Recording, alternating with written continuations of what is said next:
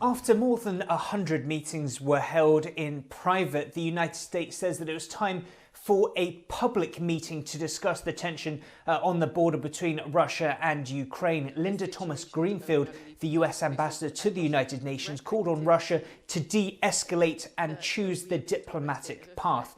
Russia's UN representative said that he categorically denied allegations from the likes of the US and European allies that it was planning an invasion into Ukraine, saying that those were unfounded allegations. We fully understand the desire of our American colleagues to whip up hysterics regarding its own situation, regarding the so-called Russian act of aggression. It is something they want to do, including within the Security Council. Security Council's colleagues are being put in an extremely difficult position.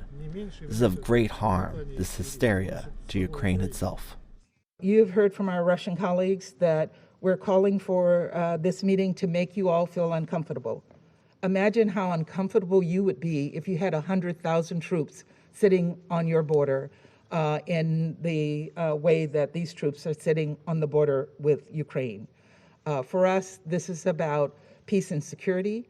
And China very much refuted the premise of holding a meeting at the UN Security Council. Zhang Jun, the Chinese ambassador to the United Nations, stating that China was in favor of private meetings rather than what was described as megaphone diplomacy. Also stated that he didn't believe that a public forum meeting at the United Nations would be conducive to diffusing tensions. China also very much rejecting the premise of this meeting put forward by the United States, saying that there was a threat to Ukraine's peace and security. China citing that Russia has denied that it has any intentions of invading Ukraine. The message from China, they call on all parties to adhere to more dialogue going forward and for them to implement the Minsk Agreement. William Denzelo, CGTN, New York.